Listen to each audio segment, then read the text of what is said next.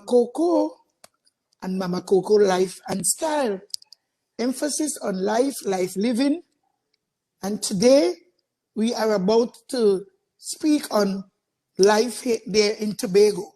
Yes, we may touch a little piece on Trinidad, but Trinidad and Tobago, we are going to be speaking mainly on Tobago and Tobago affairs and how things are going right now in Tobago and what life we should really expect, seeing that we went to the polls and we have a change of decisions, yet we are tied at 6-6. I am hating upon 6-6. But this evening, my name is Cora Panty, and we are here and we are blessed to have with us Dr. Assemblywoman, yes, Faith B.Yisrael. Some people may know her as Faith Brebner. But this evening, as we give God thanks, we are asking God to have mercy on us.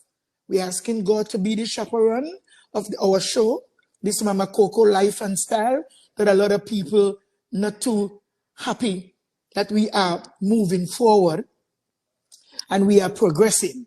So this is a time when I have to take a little pull back just to understand clearly, what do people want from me? What? You would like to know that I have this wealth of information in me and I keep it all to myself? Everything I say will not be kosher with everybody. You understand what I'm saying? Because some people believe that honesty should be kept under your feet. To be transparent, you want to walk around with your face tight. So this evening, I just want to share with people that this life that I keep belongs to me. My daughter is the producer, and she's the one who was excited when she heard from me that God is giving me a promotion to move from normal Facebook and to have this special show. She organized everything. She put everything into place and into play. So I am here, all due respect to my daughter. I have a daughter and I have a son. They are public figures. My daughter is a doctor, a double doctor. She's also a surgeon. She's a fertility specialist, and she's also a virologist. And my daughter is an entrepreneur, a businesswoman. And my son is out there too in the public. So everything I do and say, I say it in regards and with regards to their prosperity in the vocation in which they are called. I do it too for myself, because when my time should finish here on earth, I want my integrity. I want the life I live must follow me, because I'm trying my best to do good now, and good doesn't lead you. Goodness follow you for all the days of your life while you dwell with God. Whether you're in a house of God, but your house of God to me is your body, in your mind, your soul, your spirit, your thoughts, your behavior. Yes, the things that excite you most, the things that you sacrifice for the cross. And I try to do that every day. Yes. So let's take time off now and welcome, as I said before, Dr. Assemblywoman, not counselor woman again, Assemblywoman Faith B.Yisrael. Or Faith Brebner.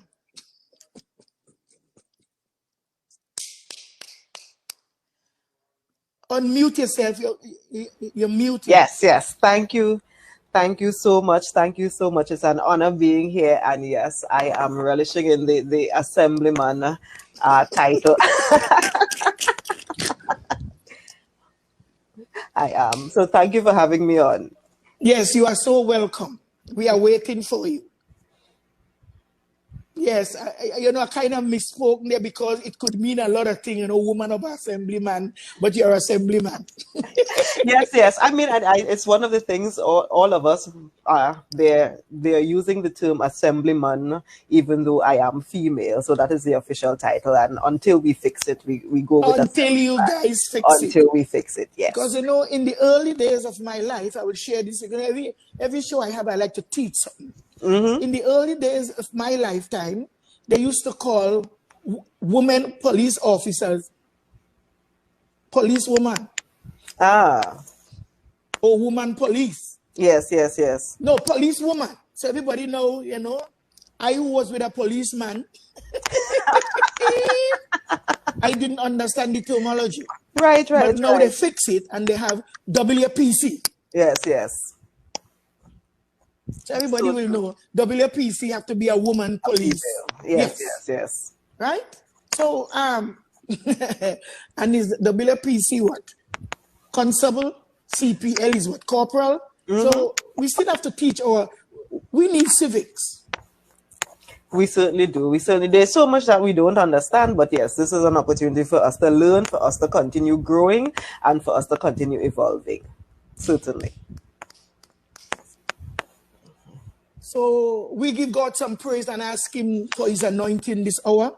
We ask him to continue to guide, guard, and protect us, to keep us in perfect peace and harmony, and let us be able that whatever we say from our mouth is accepted in his sight, and whatever we are saying is for the motivation of others, to help people to understand life more, to understand politics, to understand the way we should vote and why we should vote. And this we ask in his magnificent name. Amen. Amen, amen, amen. So, Dr. Faith, the last 3 months have been what? Especially busy for you. Tell us all about it. Well, I think busy is an understatement, and I wouldn't even say 3 months, because we came out of the general election in August, and we contested the general election in August. The PDP did, and we were working as hard in August as we were working for January. So it's been trying.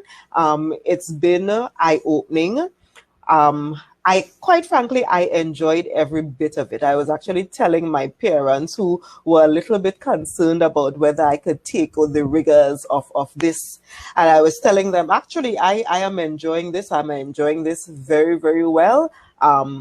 So even though it was a lot of hard work, I was able to learn even more about the electoral district that I now represent.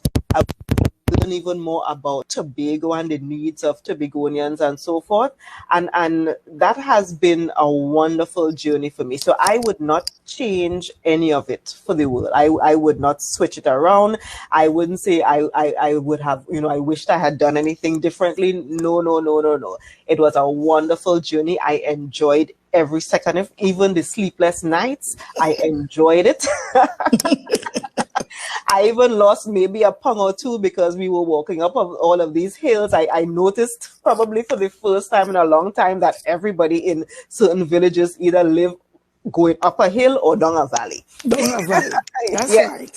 Either up a hill or down a valley, and that allowed me to even appreciate the wants and the needs of the island even more. So it's been busy, but I absolutely loved it. I absolutely loved it. So you are telling us now that you learn more of your environment now. Yes, I did. This whole thing about politics, particularly the way we campaigned, we insisted on campaigning on the ground. So you had to walk. You had to physically get out of the car and walk. And it's amazing the things you see when you're walking a community versus when you're driving by. So that made it, that gave me a different view, a different perspective of things.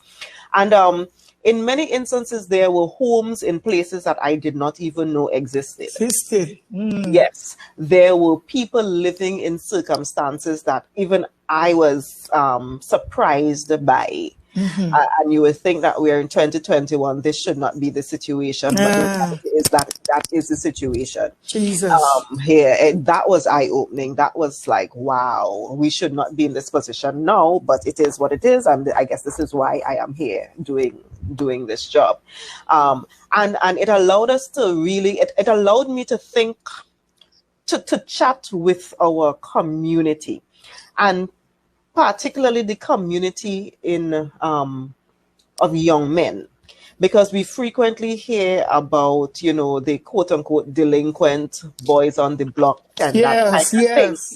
And what I recognized was that in many instances, that is very far from the truth, because these young guys have ambition, these young guys have dreams, these young guys are working hard, but it's really the society that is not allowing them to develop in the way that they want to develop.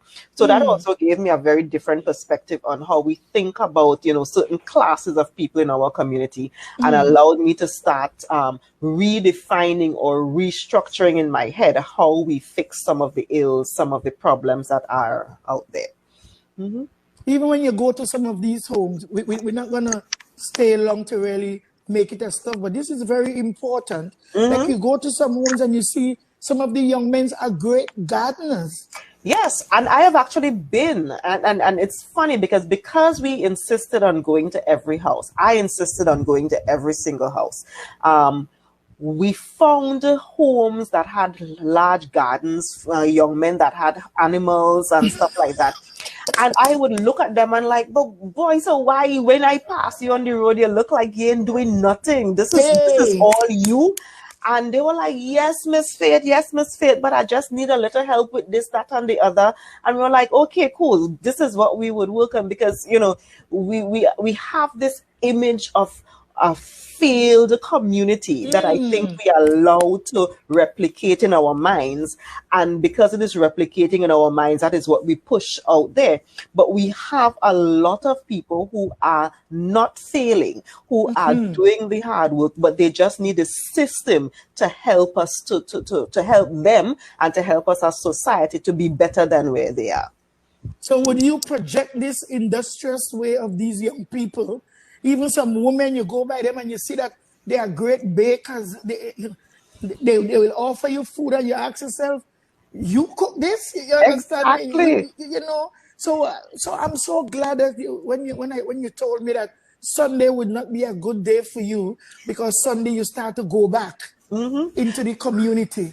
Yes. So what I've been doing, I have decided that the same way I went to every house to ask for their vote, I am going back to every house to thank them, whether they supported me or not. So I have dedicated my Sundays to doing that. And when I say go back, I mean go back walking to every single house, go back thanking them, go back chatting with them. In some instances, when I went the first or second time, they were not home, but I am meeting them now because of the day that I'm going and that kind of thing. So even though it may take me quite a while, it may take me a very long time to do it, I'm insisting on using that method because it's also a way of learning my electoral district, learning the people who I now represent by chatting with them in their homes. So yeah, I'm going to do it the hard way. I'm going to do it. That's game changing for you. That is what you guys run on and vote on and vote for.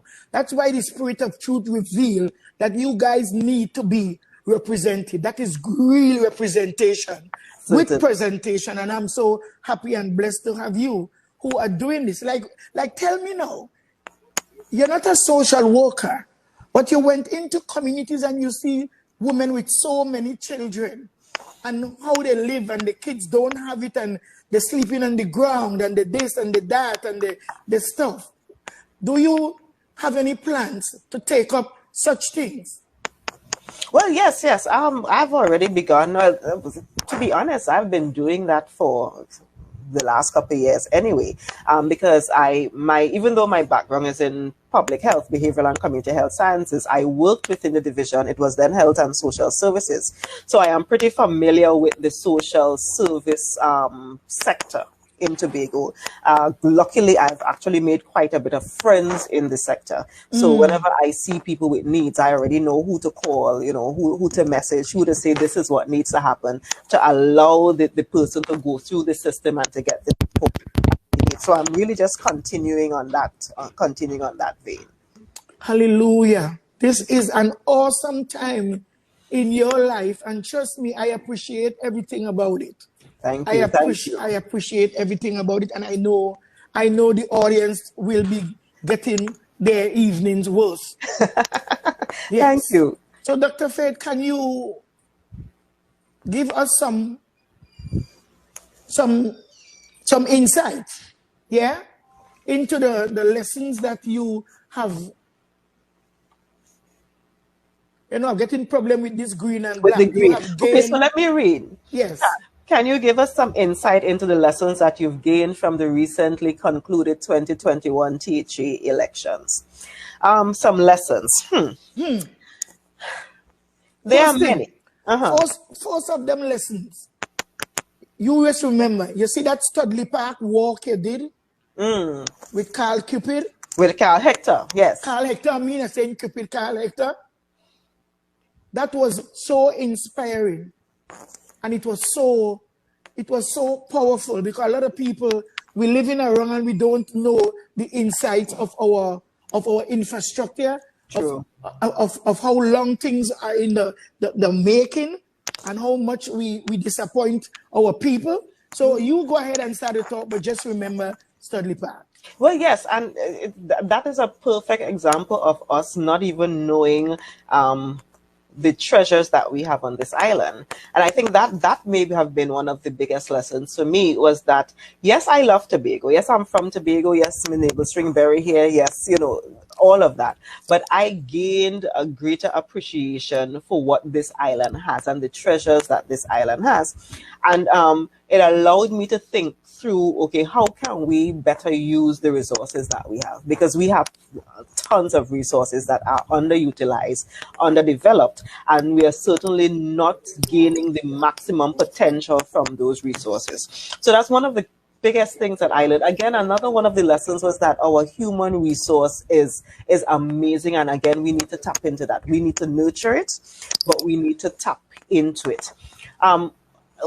Another thing that I learned is that Tobagonians are, and I'm trying to figure out the best way of saying this. We are, even though we are timid in some respects, and even though we are laid back in some respects, we are also very resilient. And I think the results of the election show that a lot of people thought that the PDP did not have a chance.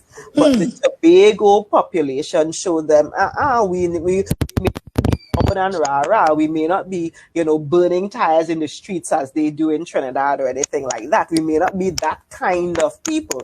But when we've made up something, we stick to it and we do it, which I really appreciate. And I learned that during the election, and I'm learning it even more now because there are people who are reaching me and telling me, given the impasse and all of that that's happening, they are even more resolved to ensure that we fix Tobago, and they are now committing themselves to being a part of that process even more now than they were before. So, So that was one of the many insights that I learned. I also learned that you cannot take people for granted. I was waiting for that. Let's go. You can't take people for granted at all. And one of the things I did, I actually made it my mission to not assume that anyone was voting for me. So when I went, in a sense, you can't behave entitled. Exactly. I tried not to. So I would go to homes that, I think are traditionally PDP homes, or you see them in our meetings or whatever. And I would still ask, I am asking you for your vote. I am asking you to give me the opportunity to represent you. And I think that may have been one of the reasons why the results were the way they will. Amen. And that I have to continually remind myself that I cannot take people for granted. It doesn't matter who, I cannot take people for granted. Speak about the day when you were walking up Mount St. George Hill and you encountered some children. Well, okay, so that was actually a step. I don't know. I know the step. Yes, I walk Mount St. George. I know the steps. They call that step 100 steps, but it's actually more. It's about 151 steps. Tell us about that. That moved me. Right. So it leads you to what is known as Toe Hill at the top of Mount St. George, at the top of Chapel Hill, where the Methodist church is. And I decided, well, again, I have to learn the electoral district. So I started walking up that hill. And because I tend to use times where I am alone to do these Facebook Lives and so forth. I just started doing the Facebook Live, and the kids were on the step, and we started talking and we started interacting, because I didn't know that I didn't know the family, I didn't know the area a whole lot before then. So they started, talking, they started jumping into the Facebook Live, they started interacting, and coincidentally, the first home that I actually went to, that's where they were living. So I then had to go and tell the parents, oh my God, please forgive me if you see your children on Facebook, this is why. Yes. But what was encouraging was that they were interested in politics. They were interested in who I was. My goodness. Yeah, they were interested in learning about, who is PDP, because they were reading what is on the jersey and that kind of thing. And again, we go back to the idea of thinking that children are not absorbing information, but they are. They are absorbing all of the information, because even while I was walking, I went one path because I thought that was the front way to get to the house. They went the other path. And they had already started telling their mom about me coming up. So she was not surprised at all to see me come knocking on the other side. So it was a very interesting interaction. And I have interactions like that all the time as I'm walking through, because, children are home now and that kind of thing. So that was just very encouraging. I'm hoping that I've already started advocating for some of the changes that are needed in that area. And I'm hoping that within a couple of weeks, we could start making, start seeing the things that they need done to ensure that that area is a little safer and so forth. Because Mount St. George and the Hill really need some help. Yes, and Mount St. George on the Hill, they were telling me that that part, because a lot of people don't recognize that Goodwood, Bell Garden, West Electoral District includes a little piece of Mount St. George. Yes. And many of the residents there were telling me, well, they have never seen the area rep before. Oh. They didn't even know, they didn't even know who the area rep was. And because that is not part of the Bacalet Mount St. George seat, Yes. they are continually forgotten. They are continually neglected. So they were very, very surprised to see me up on that hill. And again, it's one of the reasons I decided I had to go back, and I had to go and show my face, because they supported. They really, really came out and they supported me in their numbers. It's because of, the entire district did, but the numbers that I got in that district was almost double what I got the last time. Ooh. Yeah. So that was an amazing what you plan to do with some of them unfinished house up Mount St. George Hill and unpainted house. And tell us about Hillsborough Dam. Right. One of our main source of water. Mm-hmm. You haven't been there. You should have been. You should go. No, and that's the thing. That is one of the areas that I do need to go to that Hillsborough Dam area, because again, it's trying to understand the entire district and trying to get a sense of what we need to do for the entire district. So they've been saying for the longest while that they want to distill the Hillsborough Dam and all of that, and it is something that we would have to work with Wasser and so forth. But it's a bigger issue, and I need to learn more about the issue before I can make any pronouncement about what we will do and what we can't do. Particularly since we have this impasse and the PDP is not quite in the executive yet. So a lot of the stuff that I am doing now is really the advocating and the representing, and not necessarily the executing just yet. So it's taking a little bit of time. It's a little bit frustrating, but it is what it is. It's part of the process. So now as we in that area, I am trying to say something that demands supposed to go out, because that dam is in a very lonely spot. Right. Water facility. We have to be careful what we are doing and how we are moving. And this little, if they want to behave about Hillsborough Dam, they're putting everybody's life in jeopardy who use that water up there. And Hillsborough Dam should be taken care of better. Now we have Studley Park Dam, which is close to where your mom. Yes. So where you guys, you live there also? No, I live in Bell Garden. Oh, my mom, yes, I live at home in Bell Garden. My mom and stepdad, they live in Studley Park, and there's a church. This church that they own is also in Studley Park. Yes. So when you look over from their home, that is what you see, the landfill. And this is a landfill that has been it filled and overflowing, for want of a better Hey, term. talk So as about it. long Say as some. for, Talk yes, about for it. as long as I've been back in Tobago since 2007, and when I came back and started working with the division, we knew it had lived life, and we need to find another solution. So it's one of the things that I am hoping to accomplish when I officially become the secretary with responsibility for health. Give me 1 minute. I think I have to take off my necklace. Necklace. Yeah, my bead. Something is happening down there. It's knocking on the arm thing. Yeah, something with the mic. On the mic, right. And maybe this necklace are trying to be cute. But my cuteness is causing disturbances. Oh gosh. So let me see first if it's just the bead. I know sometimes bead have other stuff in it. Some bead have metal and they Right. just cover it with color plastic. Right. So I think yes. it's sounding better. Yes, it is. It is. Mm-hmm. Well, let me move it completely. Hang on, sometimes you have to just think Well, out of the listen, box. it's your show. Do what you need to do. So go ahead, Dr. Faith. Right. So I was saying that for that landfill, to fix that landfill issue, we need to have really a comprehensive waste management plan for the island. So that comprehensive waste management plan would include officially closing that landfill. It would include having a proper recycling system on the island. Now, to the credit of those who are there now, they've started doing some recycling on the island. The method of doing it is not necessarily the best. And some of the things that should have happened first can happen with like the education and the incentives and that kind of thing that we need for the people to get accustomed to recycling. But it has begun, but it needs to be ramped up some more. And part of it would include actually closing that landfill because it has to be closed. It has to be closed. My thought is to close it and to have something like a mini golf course in its place, because when you are closing landfills, it's going to just be land that is unusable to do any real construction anytime soon.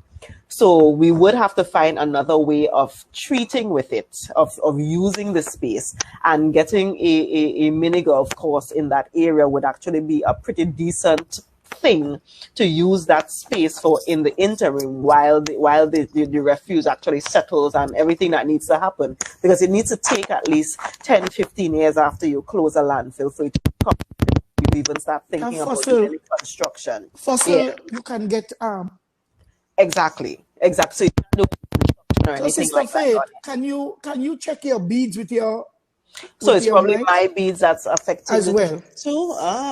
Could be. So let me put it here. Is this better? Yes, because sometimes your mic is touching. It's touching the beads. Okay. The bead. Okay. So let's hope that is better. I've moved it aside a little bit. Yes. Good. Great. Sounds better. Great. Well, I guess that is what happens when we're trying to play cute, right? Yeah, you have to be cute on TV because you know everything you do. If you're too cute, yes. They still will talk.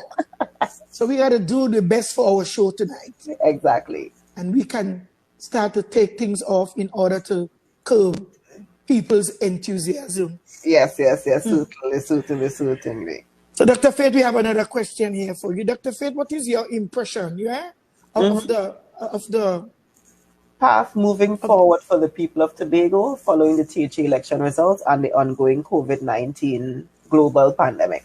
So that's a nice, strong question. But you're going to emphasize now for the people of the East, because we have real different needs. You know what I mean? Yes, on the West have almost the same, but trust me. Thank you so much. True. Well, I think COVID-19 has shown us that the way we've been doing things is not the only way to do things. I am seeing COVID-19 as an opportunity. I am seeing COVID-19 as a time for us to reset and recharge and rejuvenate and to rethink how we've been functioning. Even something like this, before COVID-19, the whole idea of having full TV shows on Facebook, I'm sitting in my living room, you're probably sitting in yours. We did not even consider that that was an option before, but now we have to rethink everything. And I am using this as an opportunity, and I hope that Tobago is also using it as an opportunity to recharge and to re-strategize how we function. As it relates to Tobago specifically, we have to realize that, I think, again, COVID-19 has shown us that the world is very small, in the good way and the bad way. The fact that we have a pandemic shows that the world is tiny, tiny, tiny, because this little virus went from one place all the way around the world in almost no time. So it is showing us that it is very, very small, and that we are part of this global world that needs, and we now need to evolve to ensure that we are not left behind. Because unfortunately, the entire island has been left behind. Whether we want to admit it or not, the entire island has been left behind. So the island of Tobago now has to think, what are we doing? What are we offering? What are we getting? What are we giving? Are we able to feed ourselves? I mean, I think COVID again showed us that we used to be the breadbasket of the Caribbean, and now we are importing foods from all everywhere. over the place, which is just ridiculous, given that we have some of the most fertile lands in the world. We should not be importing foods from anywhere, particularly foods that are indigenous to Tobago. We should not be importing any ground provision, any banana or anything like that from anywhere. And so it is now allowing us to rethink and allowing us to realign ourselves, because I think for a while we were lost.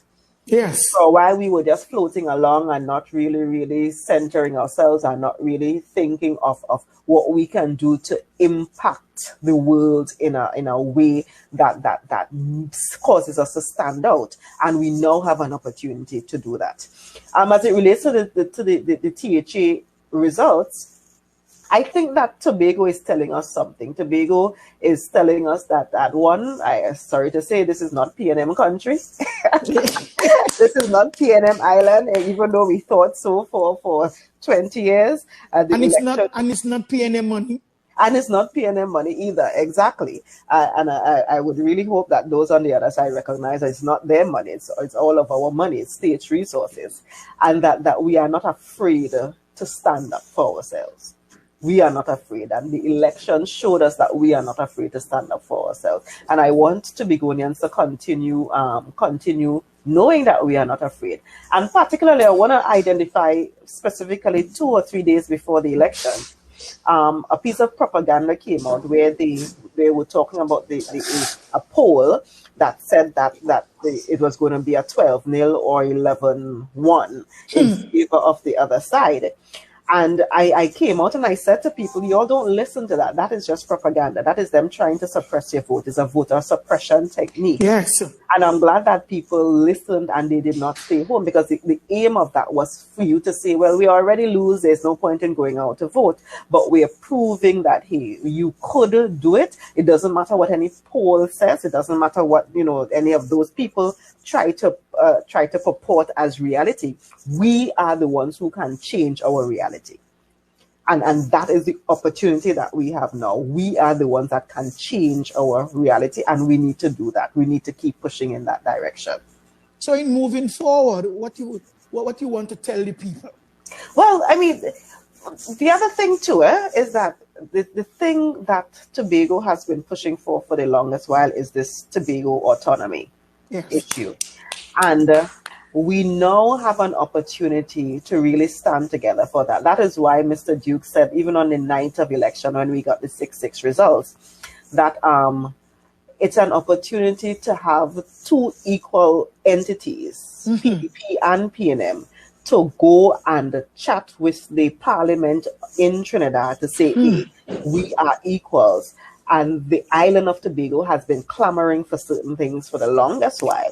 And this is an opportunity for us to get those things. Now, which is why it was very, very disappointing to hear the Prime Minister come out and say, well, what he's going to do is to try to make 2 or 3 amendments to the THA Act to try to fix this. When in fact, that is not necessary. And it is not taking the step that is the best step for the island right now. Particularly, it is also frustrating when you hear the Minister for Tobago West then come out and proudly say that this Joint Select Committee that was created to look at the Tobago Autonomy Bill is asking for another 3 months to deliberate, to get a report and so forth. When in fact, we've been at this for years and years and years and years and years. So Tobago really, really needs to stand up and to take this opportunity to say to them, no, hold on, y'all wait. This is something that we've been clamoring for. We now have an opportunity having 6-6 to really, really sit and talk about what we want and to draft something that we know will pass. And that would give Tobago the kind of autonomy that we have been clamoring for. And this is an opportunity to do that.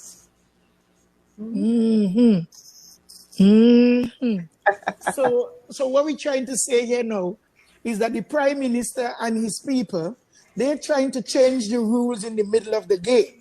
They are trying to. You can't change the game already on. It's 6-6. Let's deal with this now and to get the work that the people give us 6-6 for. Exactly. Started. Let's do it. Exactly. Let us do. Don't try to change the game. Change the rule. You're right. Changing the rules in the middle of the game. Let's not do that. You can't change the rules in the middle of the game because people wouldn't get it. Exactly. The referee gonna call you out. You're gonna be committing flagrant foul. Yep, and the other thing that they don't recognize too is that when you rules are usually legislation is usually for in the future. So it is difficult to use a legislation now to fix something that has already happened in the past. That's right.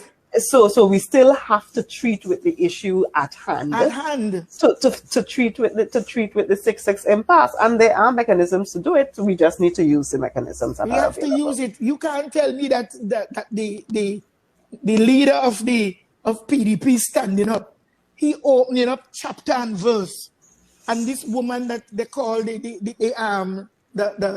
clerk of the house, she refusing to even listen to him. She refusing to open her book to see if he's lying or not.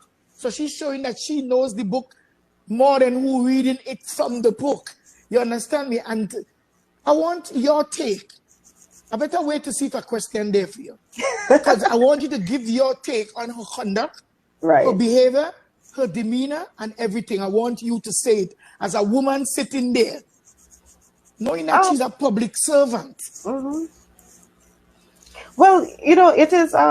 There is a question here, I think. Actually, that is a different... What is the difference between autonomy that you speak about and the secession that some erroneously confuse it for? Okay, so I can answer that since we're talking about autonomy. Yes. Secession means breaking away from Trinidad, meaning forming your own country. And the PDP has never spoken about that. And most of the people on the island of Tobago have not spoken about that. What we want, though, is autonomy, and what we want is a level of independence. And let me be very, very clear about that. Trinidad currently experiences a level of independence from Tobago. And let me explain why. Mm-hmm. If Trinidad, the government in Trinidad, needs to go borrow money on the open market, they can do that without coming to Tobago to ask Tobago's permission to do so. So Trinidad experiences a level of independence from Tobago currently. If the Tobago House of Assembly, Tobago needs to go borrow money on the open market, we need to go to the Minister of Finance and ask his permission to do it. Mm. Exactly. So that is just one example. If we need to bring any goods into Trinidad and Tobago, so if you have a shipment of goods that needs to come on a cargo vessel, Trinidad can dock shipments in Trinidad without asking for Tobago's permission to dock shipments of cargo in Trinidad. Or Tobago knowing that shipments being docked in Trinidad. Right. Tobago don't even know what is be going on. Exactly. For any international shipment to be docked in Tobago, it is not allowed. Really? No. Cargo shipment cannot be docked in Tobago before going to Trinidad. So why we have customs and excise? Customs and excise brings people. So like when you come on a plane and you come directly to Tobago, you go through customs. Other than that, we do not have a CARICOM or an international docking port, cargo port in Tobago, because it does not, the rules of the country does not allow for that. So if you recognize, even Tobagonians who are business people, their shipment goes to Trinidad, whether it's the port of Spain, Point Lisas, or wherever, and then they have to go to Trinidad and bring it to Tobago. That is what currently happens. So Trinidad is independent of Tobago. Trinidad can do what it needs to do on its own without asking for Tobago's permission to do anything. But Tobago does not experience that same level of independence. We still have to go to Trinidad and ask for permission to do all of these things. And that is when we talk about autonomy for Tobago, that is the difference we are talking about. We want to have a situation where two islands are equal, brothers and sisters. Not one is a big brother and the other is a little sister, have to ask for permission. So that is what we are talking about. When we talk about Tobago's independence, we need to be able to do these things for ourselves. When we talk about Tobago's autonomy, we need to be able to do these things on our own, to chart our own course, to make our own economic choices for ourselves. We need to be able to do that. And that is what we've been pushing for. That is what the people of Tobago have been pushing for the longest while.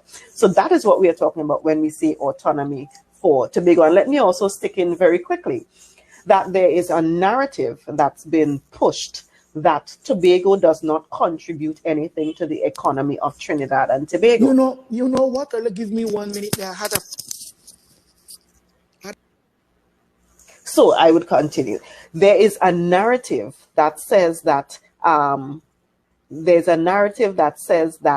Tobago does not contribute anything to the economy of Trinidad and Tobago. But when you look at the international waters surrounding Tobago, and when you look at the oil and gas reserves in the international waters surrounding Tobago, you are showing that Tobago is actually contributing quite a bit to our thing. When you look at security of the island, legislation on the island. So for example, if Tobago wants to have a police service, a Tobago police service, or whatever you want to call it, Tobago currently does not have the authority to just have a Tobago police service.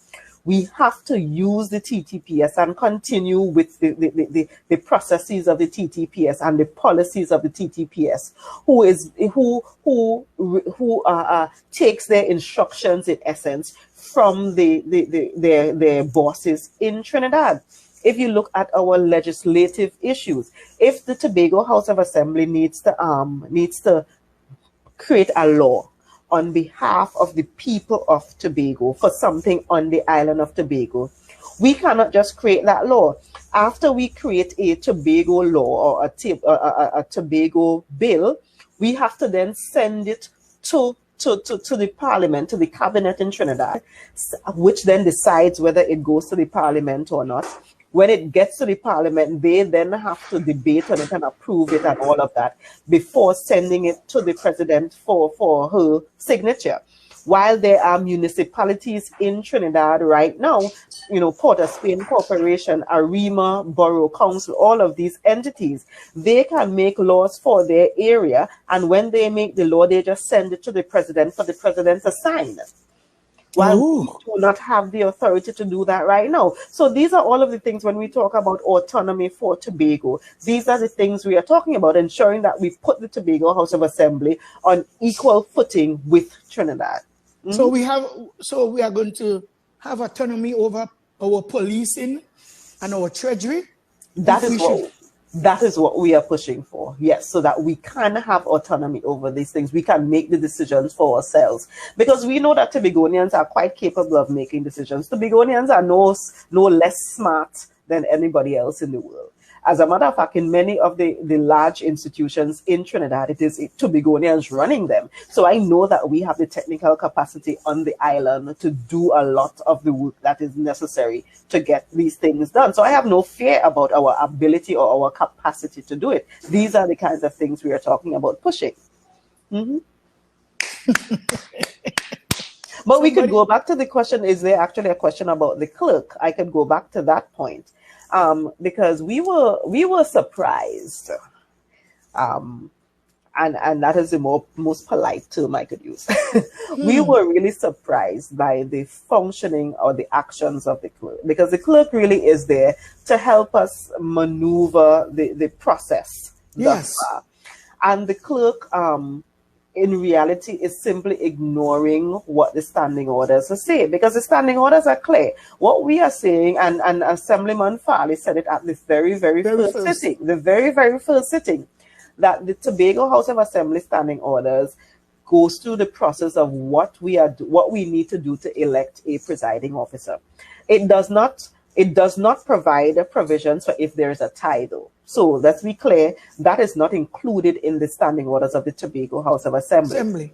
But Section 92 of the standing orders of the Tobago House of Assembly says very clearly that if there are situations, instances, activities that are not treated within the Tobago House of Assembly standing orders, then we should go to the standing orders of the House of Representatives. And the standing orders of the House of Representatives clearly says that if there is a tie when it comes to the voting for a speaker, because in the House of Representatives, the presiding officer is equivalent to the speaker.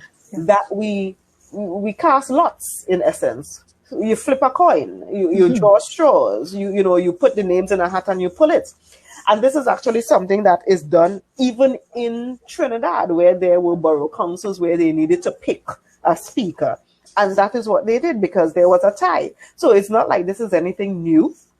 It's not like this is anything special. It's not like this is anything that is out of the ordinary. This is what is done in Trinidad and Tobago. This is what is done in other areas. So we are really surprised that the clerk simply does not follow the rules as outlined in the standing orders. So in the instance, let's get a little personal here. In the instance where they take off the air condition and take off this and lock up the kitchen and walk out. Well, how you could analyze that? I don't know. That was petty. I would say it was, but in their defense, they did come back on and put on back the air conditioner as soon as we said something publicly about it. So they did come back and do that. And even the night where we had the sleep-in, the staff was very accommodating, like the rest of the staff. They were understanding, they were accommodating. We had no beef whatsoever with any of the other people working in the legislative secretariat or anything like that.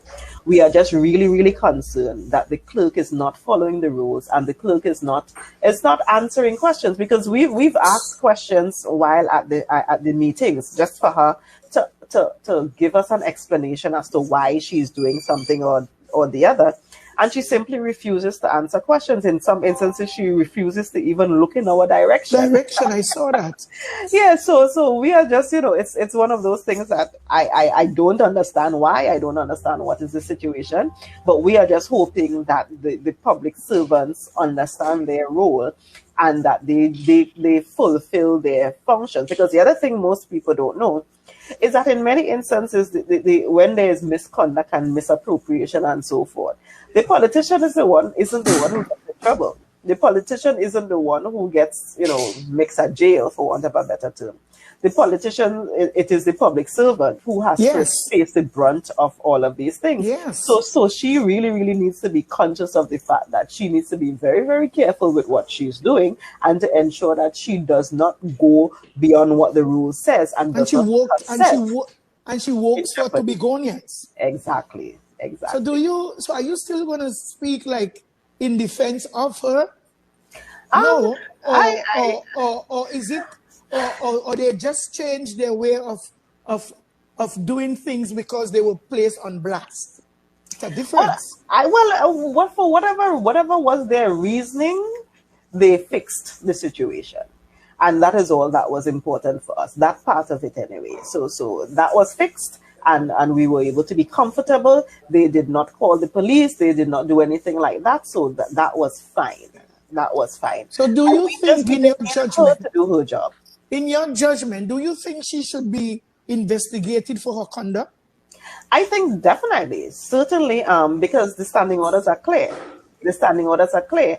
And one of the things at the last meeting that we did, I can't remember who was the person who said it, whether it was Assemblyman Farley or Assemblyman Duke, who asked her to get independent counsel to ensure that what she was doing was correct.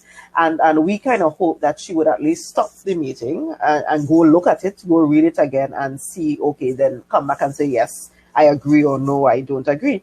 So it is very, very likely that she would have to face disciplinary actions because of her conduct.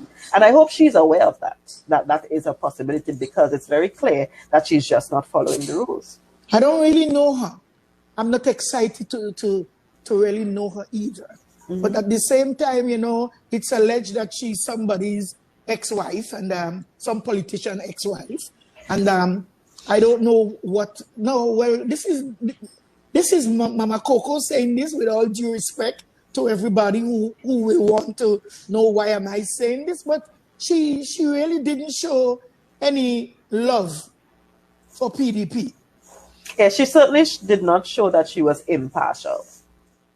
I'll put it that way. Yeah. Thank you. We have another question for you. We're moving on. Yes, You see what happened for all these years is the regurgitating that kept us with this one party. And God show us now that this is, I say, unity. And God showing that we have strength in numbers. Exactly. Yes? And God showing that unity is strength. So unless the other party get ready to fight against Jehovah's will, let's wait and see. Exactly. Because his will must be done on earth as it's been done where everybody want to go, heaven. Exactly. Completely agree. So we have another question for you. Then we gotta answer a lot of people writing up stuff there. Okay. They are excited about you, and they are your audience too. A lot of people. Yes. I'm seeing the comments. I'm seeing them. So let me read the question there. Dr. Faith, violence against women have been amplified during the COVID-19 pandemic, and Trinidad and Tobago is no exception. What is your take on how we can stem this tide? So yeah, the premise of the question is correct, that violence against women has been, well, I don't know if it's been on the increase or we've just been hearing more about it. I'm not convinced that it's been on the increase. I am convinced that we've always had violence against women happening. COVID-19 has just almost put it in a pressure cooker, because you now have a situation where all of the things that perpetuate violence were happening all at once. We had people losing their jobs. We had people being forced to be in confined spaces when you usually could go out and relax and that kind of thing. You had situations where parents who themselves may not be able to academically understand issues are now forced to be teachers of their children. So we have all of these things coming together that normally we could, diffuse it a little bit. Finding food. Yeah. Where the schools used to be giving food. Exactly. And you're now having to find a digital device, now having three children. Where many adults can't use. Exactly. It's, you have one phone and you have three children that now need to be in three different classes with the one phone, and all of that happening. So all of that kind of came on people, and we now have the result of that, which is just an intensifying of the domestic violence that happened before. And of course, we now have social media and so forth. So even though it was happening before, we may not have known about it, but now we are now more aware of it. So I think to treat with that, what we need to do is look at the things that are causing the pressures. I believe that one of our biggest issues is how we culture our young boys and our young girls. Because as young children, we very quickly say that, we train up the girls one way and train up the boys another way. We And ain't train the boys at all. at all, exactly. And we say things like, a 2-year-old or 3-year-old toddler falls and cries. We are very quick to say we are crying for if it's a little girl, when in fact all the child wants to do is cry because the child is hurt. And then when that same child becomes 18, 19, 30, 35 and does not know how to express hurt, because we are the ones who told them, don't cry, don't cry, then how else are they going to express hurt? How else are they going to say that this is how I feel, and this is how this is how I'm feeling. I'm feeling bad. I want to cry. I want to express myself. And I am not saying that I'm, by no means am I blaming the men for this, because both genders do it. I've seen women also say to men, say they don't want to be with a man who cries, because that is a man that is, a soft man. And cry baby. Cry baby. And it's like, what do you mean? So if you're not crying, how else you expect him to express his feeling? So I think starting with how we culture children, starting with how we raise children is what we need to do. We need to have safe spaces for both men and women to go when they become adults to speak, to really express themselves. We may even have boys and girls, the girl even older than the boy. Mm-hmm. The boy can go out on the street and sit down and lime all night and come home. And if your daughter come home one day from school late, you're ready to. So there's a whole lot of stuff that we need to do. And I'm so glad that we can have this kind of conversation, because I am saying the other parties doesn't have this kind of conversation. They don't. So true, and this is what we need to. This is what we need to culture. This is what we need to have, those kind of safe spaces. This is what we need to bring people together, so that people know that, if I don't feel well, it's okay to say I don't feel well, and that there are systems in place to help you work through that resolving of your feelings. And again, going back to what you just said about having the guys accustomed to be out on the block, and suddenly your police running you when you're on the block, so you have to stay home. So the only avenue that they knew how to relieve stress has now been taken away, and then you get home, everything else, so it's not like you're making excuses, but the idea is you need to understand the problem so that you can help fix it. And when you really, really critically think about how we've been doing these things, that is the only way to then say, okay, this is what we need to do. We need to really, really have counselors available. We need to have the government actually step in and provide the social support that is necessary. Because when you look at what happened during COVID, many of the social grants and so forth that people were waiting for, they're still waiting for them. The rental relief and the salary relief and all of that, they're still waiting for them. So what about back pays? Exactly. And even being paid at the right salary and all of that, still waiting for them. And it's sad that we continue to shortchange those kinds of services. And then you hear of some very outlandish things where we are spending, $30,000 and $40,000 on a bus shed that is yay big. And it's like, are you serious? We have real issues. We have are we serious for real? Because we have men being paid by the government as trade men. Why you need extra money now to build that? Exactly. Now, before you go further, do you like the way that they're using their food cards? Well, no, because what we know for a fact that these food cards have been political tools. Not even as the food card. Listen, on election day, somebody actually called me and told me that on election day, they were giving out food cards in some of the cars that were coming to pick up people. Food cards and vouchers and so forth. So they are not even, they weren't even trying to be discreet about it. I think they had already given up on discretion. They were just giving out things and trying to buy people's votes.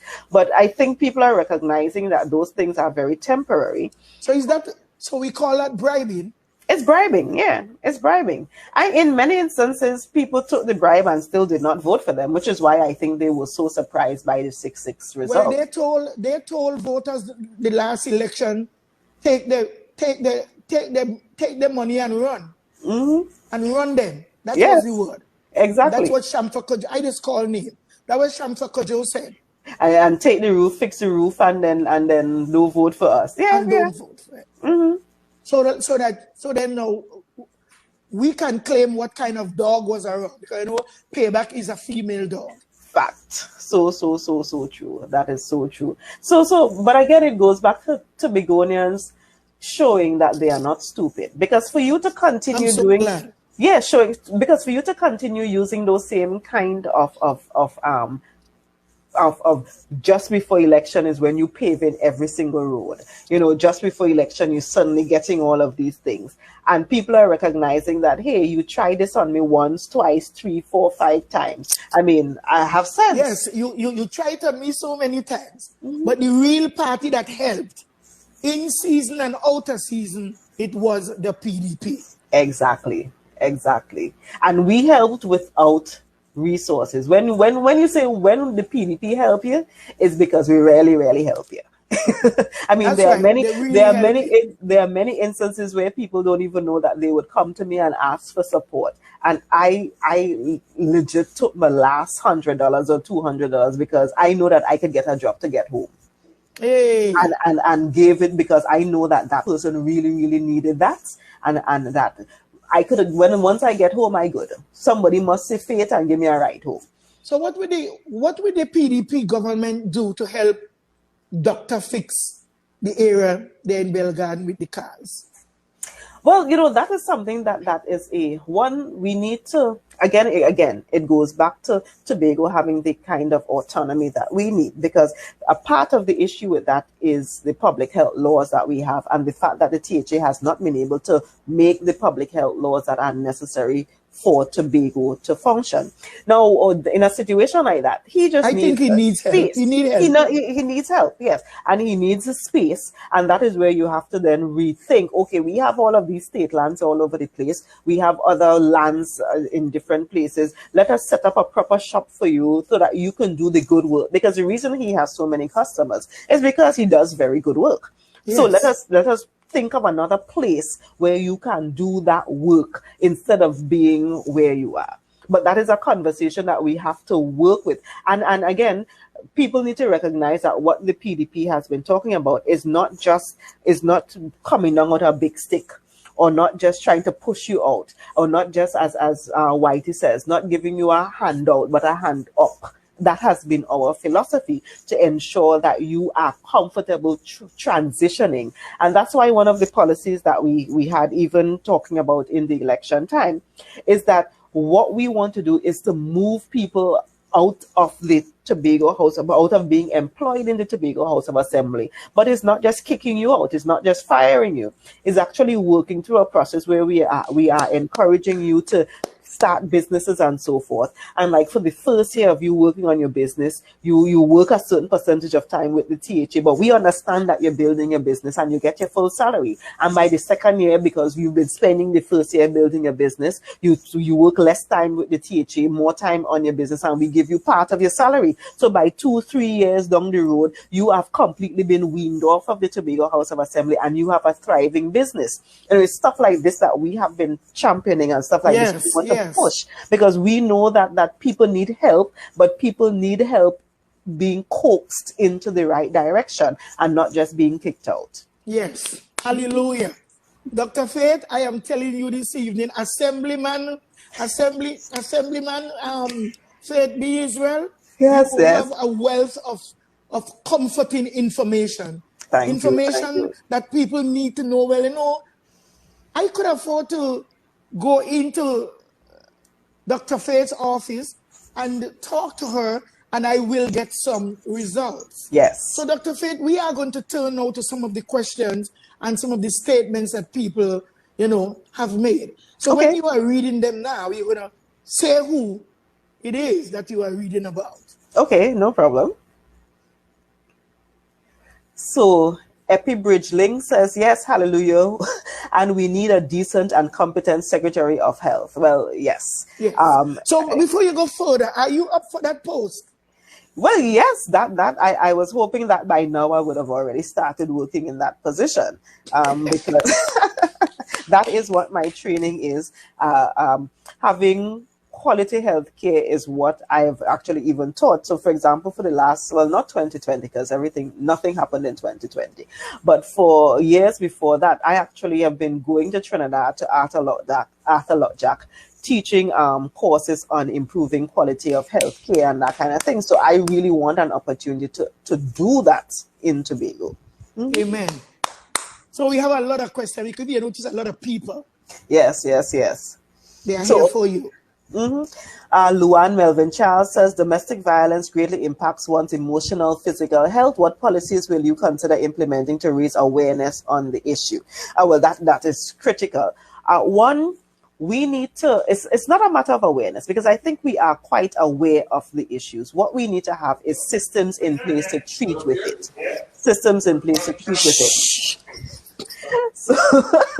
So for example, what happens when you go to the police? The police need to know exactly what is the process. Although they have a gender-based violence unit now, that's a very good step. But I think work still needs to be done.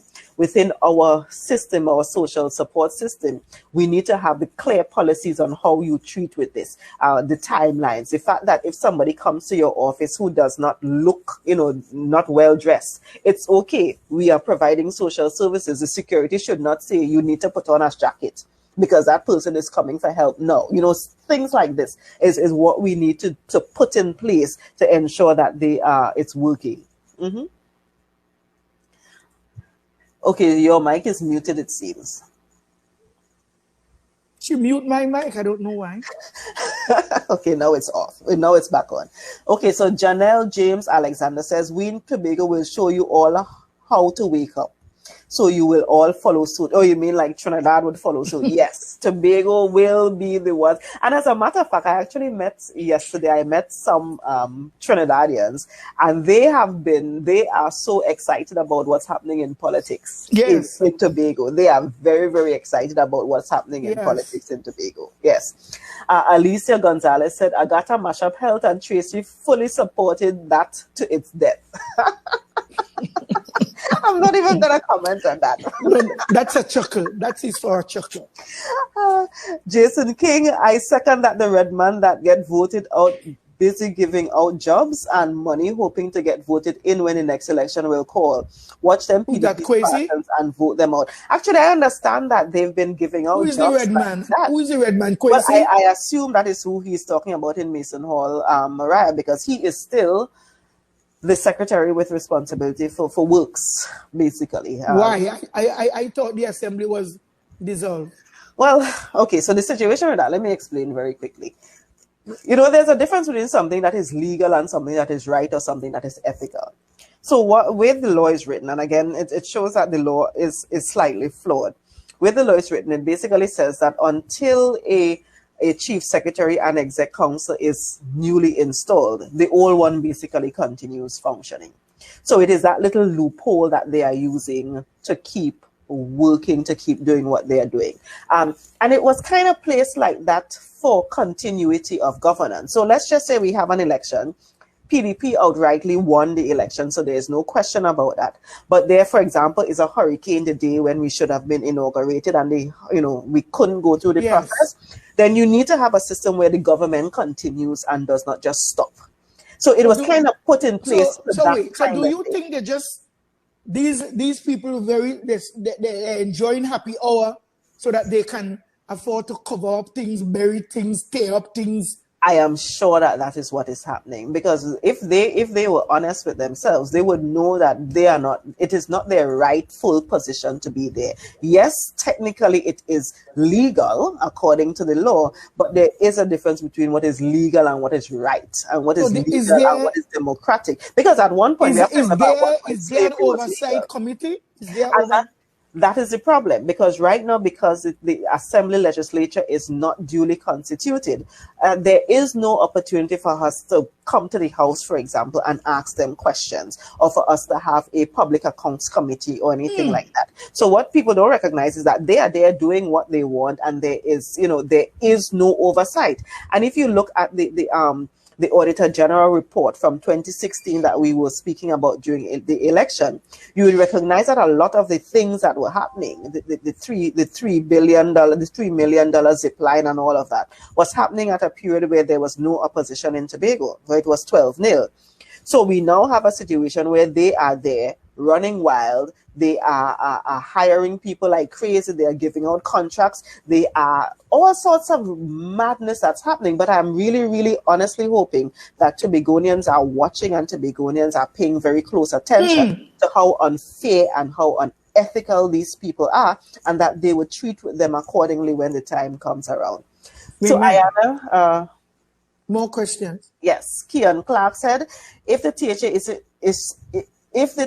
issue isn't fixed before the budget day, who is going to read the fiscal package of the THA in September? Important point, because the THA Act says that we have to lay a budget in the House several months before the actual national budget.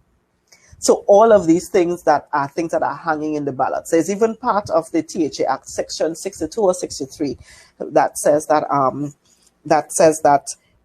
there needs to be the first sitting of the House, the first ordinary sitting of the House needs to happen within 15 days of when we were inaugurating. 15 days of that is Friday.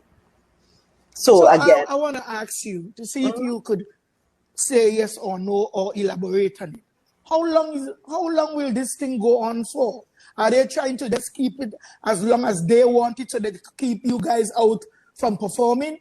Well, it seems like that is what they are trying to do, because even when they speak about it, they talk about just, letting us go and letting us do this for the next 6 months until they change the law, until they think, which is ridiculous, because there are provisions right now to fix it. And I know when I talk to people about flipping a coin, people don't like that, but it's not a matter of what we like.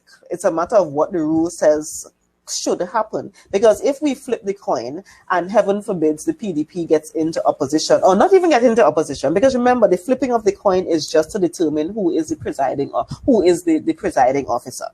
And then we do the rest of the process. Even if our presiding officer isn't picked when you flip the coin, we still have the entire process within the assembly to have checks and balances on them while they are functioning. While right now, there is nothing to provide checks and balances. And that's why Assemblyman Farley has always said that flipping the coin is the fairest thing to do because of what we are now. And he is willing to not be the chief secretary, but to have the system work properly over the next couple of years, if that is what it takes. And that is what we have been saying for the longest while. This issue could have been resolved on day one if the clerk had just done what the rules say.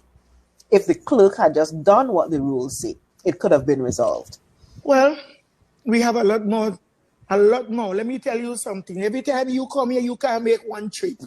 You have to always be coming back, because so many things we have to talk with you about. Yes. We have another person here, Avanel. Avanel Hazel said all that money for bus shed, and many children have no access to computers to do classwork in Tobago and Trinidad. That's right. It's ridiculous. Tell us about the bus shed. So we found out just before the election that there was a contract of $208,000 to construct 5 or 6 bus sheds. There was one bus shed that is a brand new bus shed, and 5 that were refurbished bus sheds. Okay. So were they done by Tobagonians, really? The contract, the company is a Tobago-based company. But that is ridiculous, because it means that it is $20-something thousand for a bus shed. And I drove around the island on Saturday, and I saw 2 or 3 of the bus sheds, and I almost fell off of my seat when I saw the bus shed. They are yay big. If you stand in the bus shed and stretch your hands out, how many people you think can be accommodated in the rain? Listen, rain falling and you're getting wet. It does, even if it's you alone in there. When rain falls, you're gonna get wet. And if you look at COVID and social distancing and so forth, the size of those bus shelters can accommodate about 2 people right now. What? Yes. Look at my niece comment there, Dawn Panty. Bus sheds with no seats, not even for the elderly. Exactly. It's ridiculous. I mean, when you look at them, they look like a little dolly house. That is exactly how they look, like a little dolly house. So they build latrines. It's ridiculous, and painted them. You know the portable latrines, how they are, that size. Yes. So are they that size or they are bigger than that. If you put maybe 3 of those stacked up, that is the size of them. It is really, and you were right in terms of talking about the number of artisans, the number of workmen we have working within the Tobago House of Assembly. That's now, right.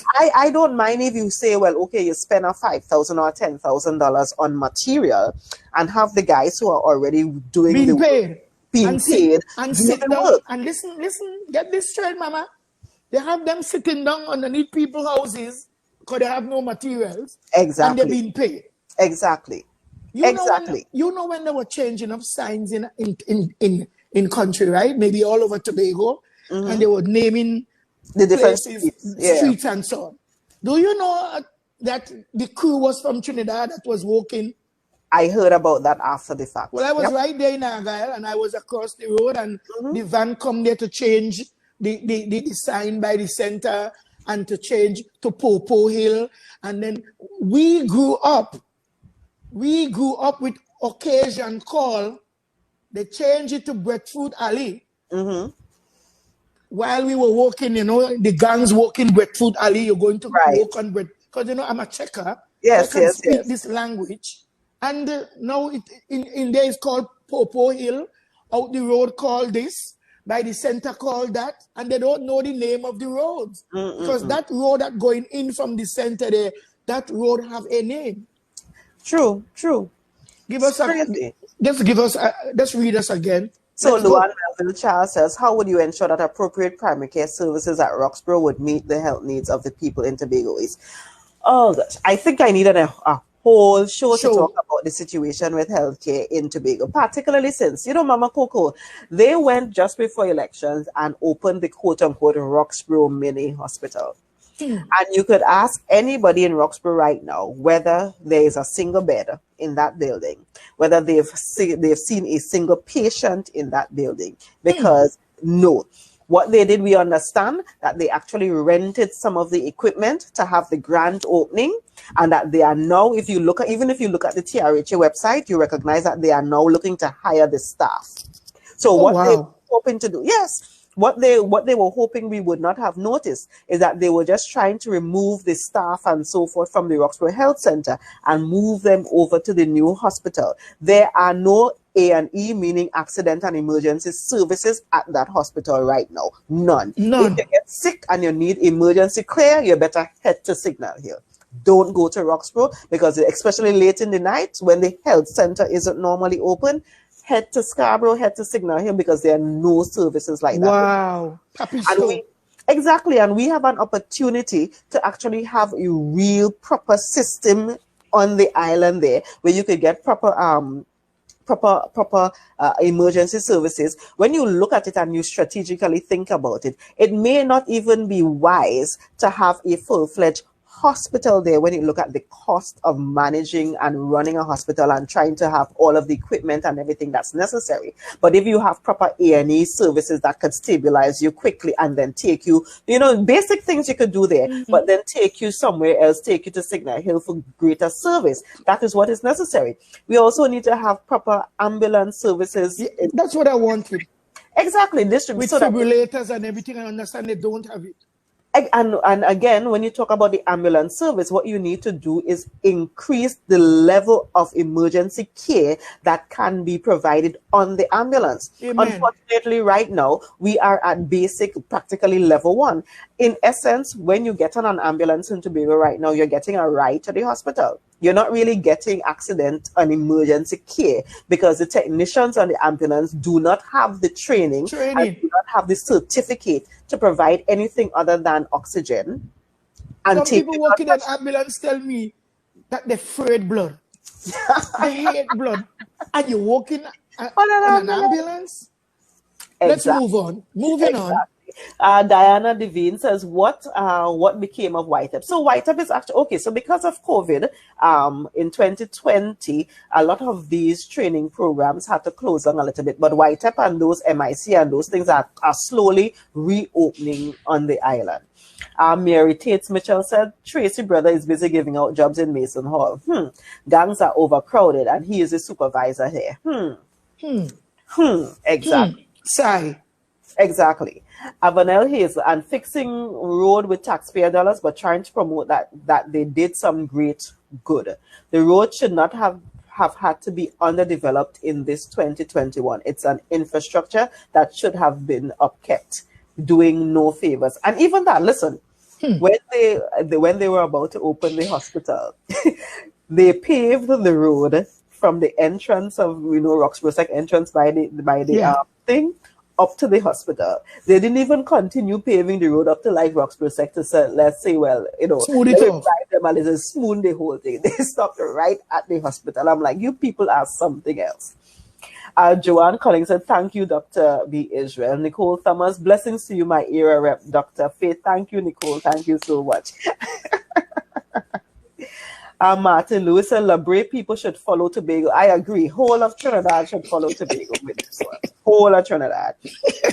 Ram said, proud of PDP in Tobago. Thank you, thank you. Very educated people in this party. Thank you. Well, we've actually gone through a process of picking people who we know who would be very good representative, because that is what they were doing, and who would be competent to run divisions after they got elected. So we were very, very careful in how we picked our candidates. But you guys are doing, you could tell me, where do they pick up people all these years? Just grab you because you're my friend.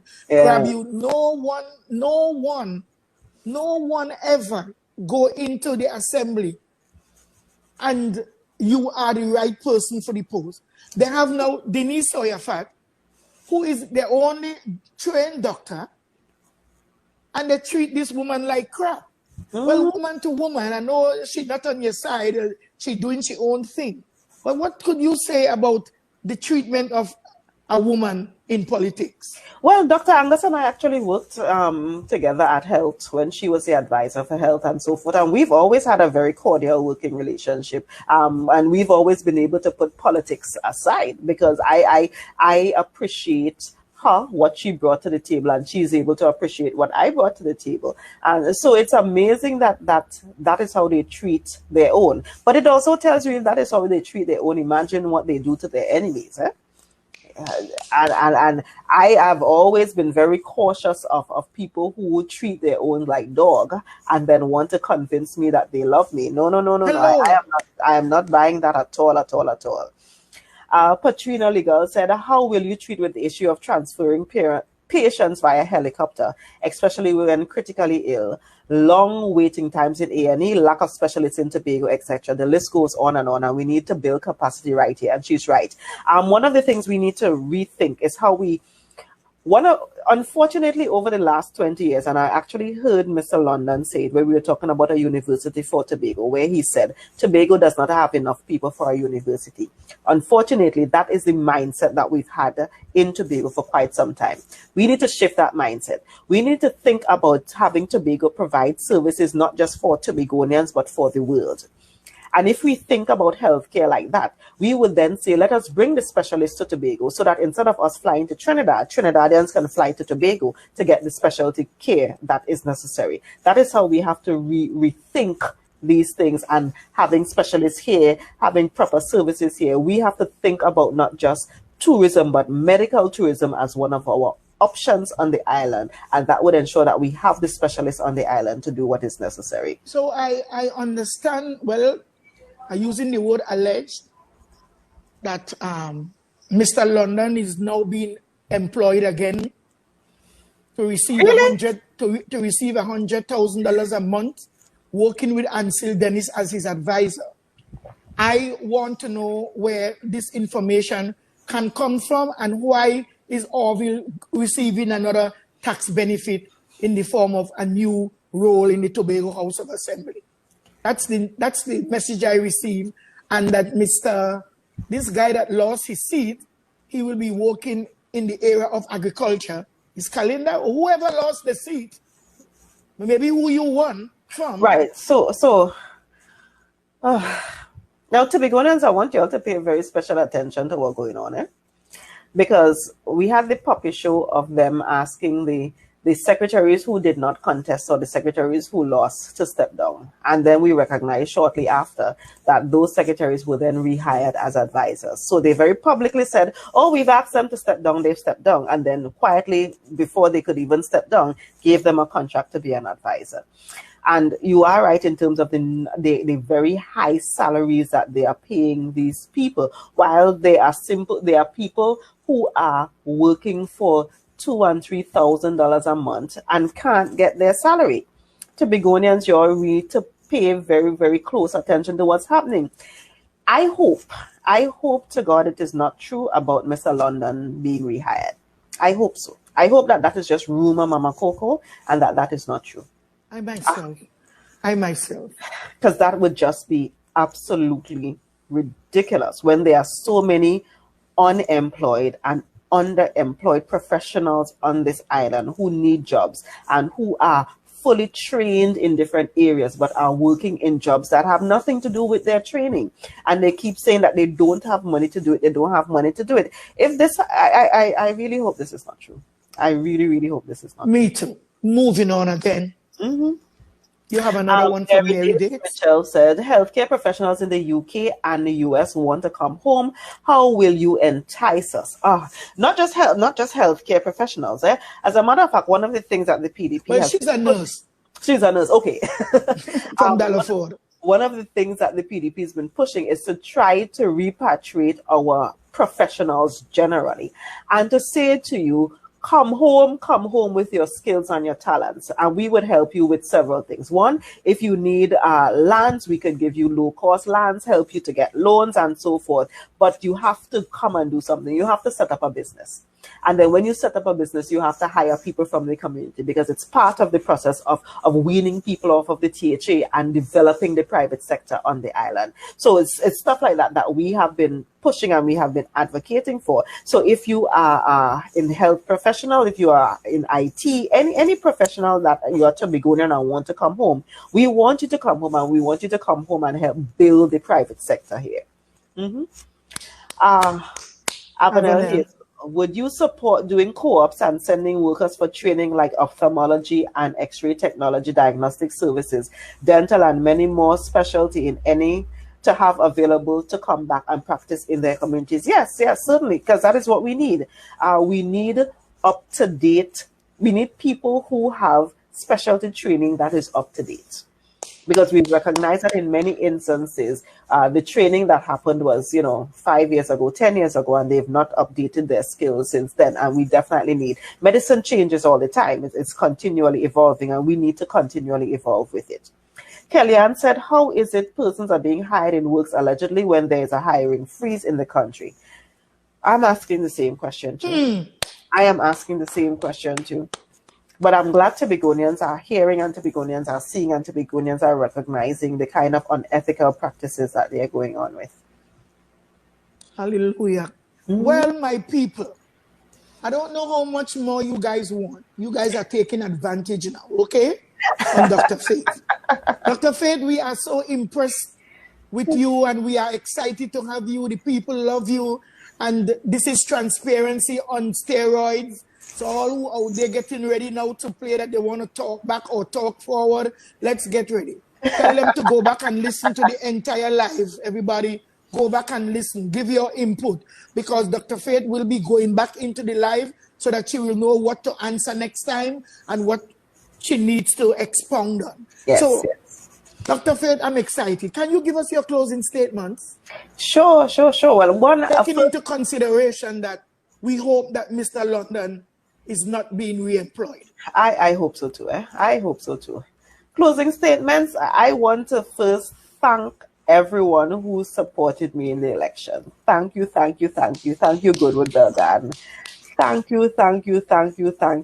It is an honor to officially hold the title of Assemblyman of Area Representative for this district. Hold up. You have to thank all my friends and them here in America, Joanne Cummins and all of them, Avanel.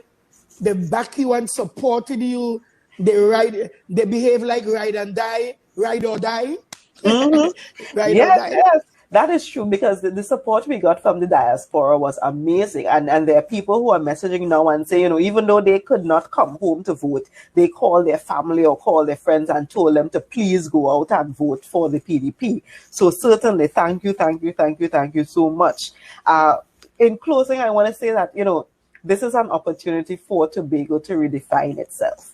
It's an opportunity for us to take time to step back a little bit, think about where we are, think about where we can be, and think about the mechanisms that are available at our disposal right now to make the change that is necessary. Think about it and let's use this opportunity to execute, because this island has such great potential. This island could be little Dubai.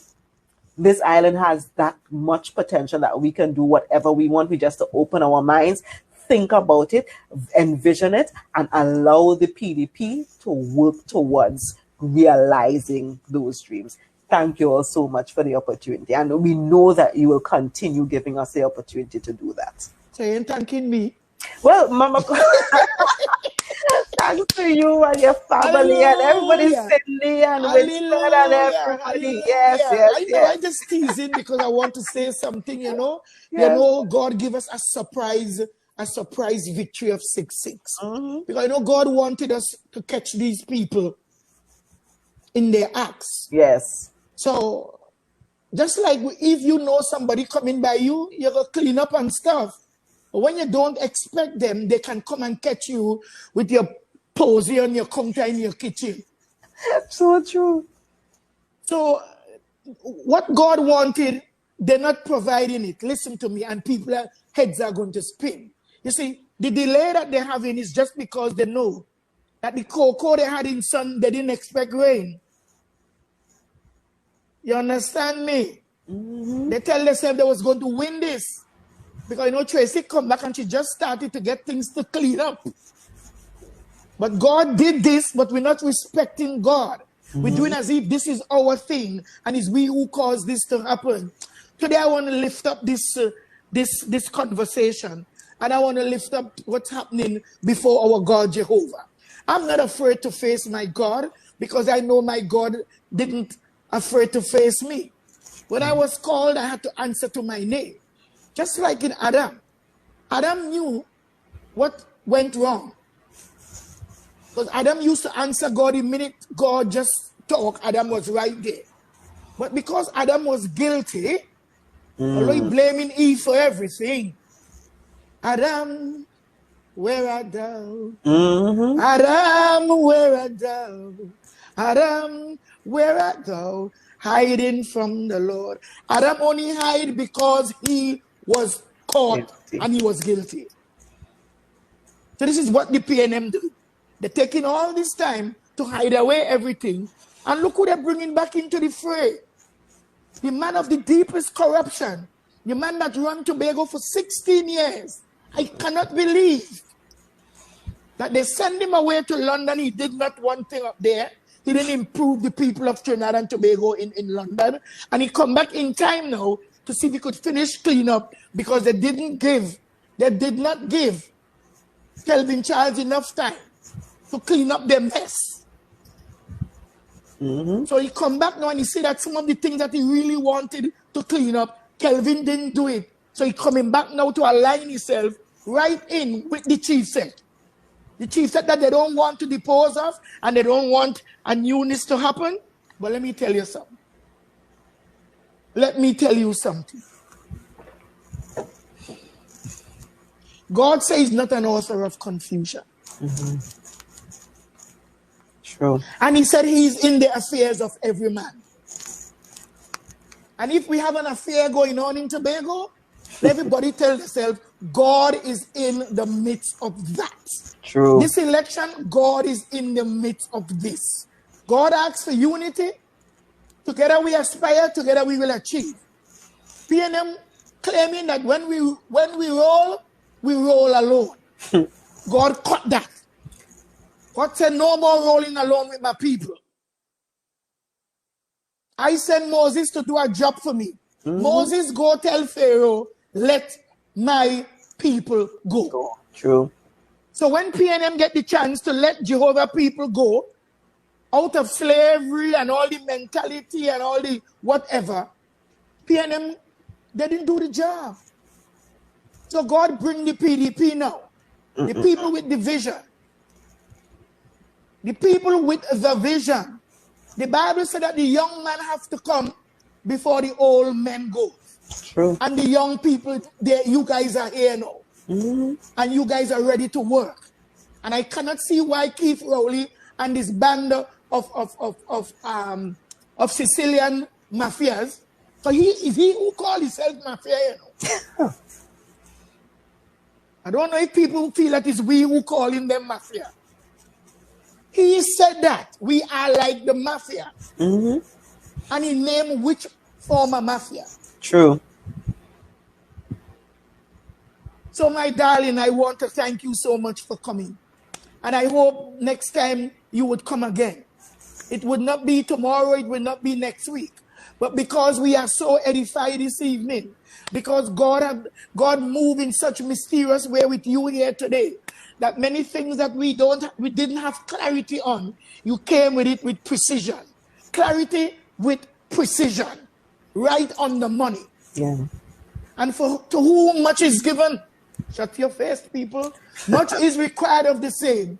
And you have set yourself apart. And we want to thank you. I want to thank Tashia Grace, God's Grace Boris. We want to thank Brother Watson Duke. Yes. I'm waiting on Brother Farley and the rest. I don't know who you could get to come. Just let me know. I will. You know, through you, Zia owe me something. Right? And you remember that? So I'm inviting PNM too. I'm inviting everybody. I'm inviting my sister Denise Sayafat Angus. You know, a lot of people believe that this is just a party, a PDP platform. But you see how I speak, you see how I move. I will entertain everybody with the same due respect. As long as they come here respectful, they are going to be treated likewise, or I'll have to end the show prematurely. I ain't sticking around and take anybody and the rudeness or the dictatorship. So I want to thank my daughter, Dr. Duke. She is the producer and the lady that make the thing happening. Yes. Yes. She even hired a team to work with your girl, you know. I have a team. So I have, like, you know, my people will talk to your people. Right. And your people could talk to my people. I want to thank all my guests, all of them who was here with when you came the last, you know, the last as what? Counselor. And now you are an area representative. People of Belgarden, so proud of you.